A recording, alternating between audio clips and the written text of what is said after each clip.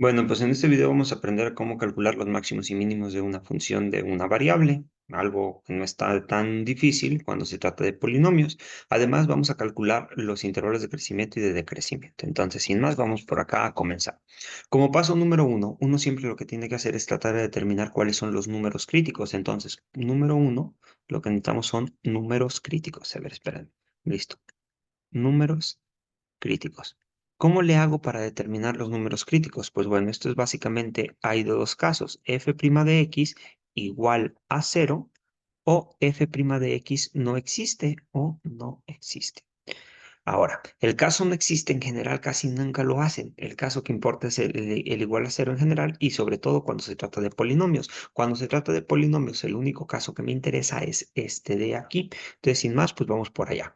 La derivada de esta cosa sería f' de x es igual a, y aquí lo que me queda es 3x cuadrada más 6x menos 9 y esto hay que igualarlo a cero y resolver la ecuación. ¿Qué es lo que tengo que hacer? Bueno, pues aquí puedo dividir todo entre 3. Si divido todo entre 3 se simplifica. Esto es equivalente a poner simplemente x cuadrada más 2x menos 3 igual a cero. Una vez que estoy en este paso, lo siguiente será determinar para qué valores de x esto vale cero. Pero si puedo factorizar, ya la hice. Factorizando se va a hacer más fácil el problema. Aquí pongo x y aquí pongo x y me pregunto, dos números que multiplicados me den menos 3 y sumados o restados me den 2.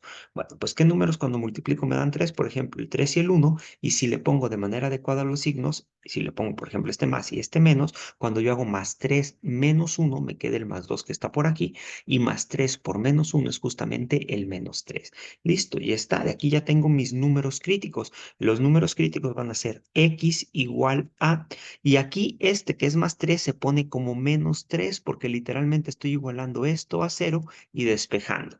Luego sería la otra posibilidad, x igual a, igualo esto a 0 y despejo, entonces aquí me queda x igual a 1. O como dicen muchos, nada más le cambio el signo a lo que tenía aquí, o literalmente igualen a 0 y despejen cada expresión. De aquí ya tengo dos números críticos. Estos son los candidatos a ser máximo o mínimo, y en realidad no es que ellos sean los máximos o los mínimos, son los candidatos a que ahí se alcance el máximo o el mínimo de la función.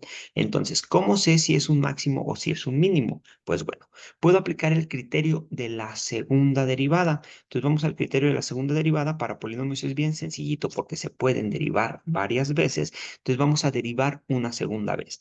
La derivada de esta expresión que ya había derivado es esta de aquí, la vuelvo a derivar ahora respecto de x otra vez. Entonces la derivada de esta parte de aquí me dejaría simplemente 6x. La derivada de esta parte de aquí me quedaría más 6 y listo, como criterios. Cuando yo hago f doble prima y le evalúo en un valor a, si esta derivada es positiva, entonces tenemos un mínimo. Si la derivada es negativa, es decir, que sea menor que cero, entonces hay un máximo. Cuando es positiva, mínimo. Cuando es negativa, máximo. Están como al revés de la intuición que ustedes deben de tener. Positivas son valores mínimos y negativas son valores máximos. Entonces, por acá, déjenme regreso a la expresión para dejar por aquí la derivada, 6x más 6. Ok, ahora sí. La segunda derivada evaluada en los valores que tengo por aquí, evaluada en el menos 3, empezamos en el menos 3, me quedarían menos 18 más 6 y esto me da menos 18, perdón, menos 18, menos 12. Ok, me da menos 12 que es negativo, por lo tanto lo que puedo concluir es que tengo un máximo en x igual a menos 3. Este no es el máximo, es donde se alcanza el máximo. Ahora, ¿cuánto vale el máximo? Es una pregunta diferente. Ahorita les explico cómo se calcula. F doble prima evaluada en 1 me quedaría simplemente 6 más 6, que es 12. Entonces esto es positivo, por lo tanto tengo un mínimo en x igual a 1. Otra vez, ese no es el valor mínimo, ese es donde se alcanza el mínimo. El otro es donde se alcanza el máximo. Voy a quitar todo esto que está por aquí, que ahorita ya no me sirve para nada, y lo único que voy a conservar es esto de acá. Esto me dice que yo tengo un máximo cuando x es igual a -3. ¿Cuánto vale el máximo? Entonces, por acá el valor máximo, es que me llama así valor máximo, es sustituir este -3 aquí. Si lo sustituyen, ya sabrán cuánto es el valor máximo. Serían -3 al cubo, son -27, -27 más otros 27 que salen de aquí, porque 3 por 3, 9 por 3, 27 otra vez, me dan 0. Y luego por aquí, menos por menos más, 3 por 9, 27, 27 más 5 son 32. Entonces el valor máximo son y igual a 32, que viene de sustituir este -3 en toda esta expresión y hacer las cuentas. Entonces el valor máximo es 32. Ya sé que el mínimo se alcanza cuando, a ver, espérenme, cuando x es igual a 1. Y el valor mínimo, ¿cuál sería? Bueno, pues el valor mínimo es sustituir aquí. Y aquí lo que me quedaría es 1 más 3 de aquí son 4. 4 menos 9 de aquí son 4 menos 9 son -5, más este 5 de aquí son 0. Entonces es y igual a 0. Ok, este paso está de más, pero sirve, o sea, hay que saber que en ese x igual a 1 y en x igual a 3 no es que tenga un mínimo o un máximo, ahí los alcanzo y los valores son justamente las sustituciones en la función original. Ahora sí, ¿qué es lo que voy a hacer? Voy a hacer una tablita por acá, porque lo único que me están pidiendo son intervalos de crecimiento y de decrecimiento. Vamos a hacer la siguiente tablita.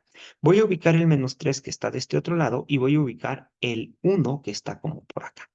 En el -3 yo sé que el máximo vale 32, está por acá arriba, y el mínimo vale 0 en el 1, está de esta forma.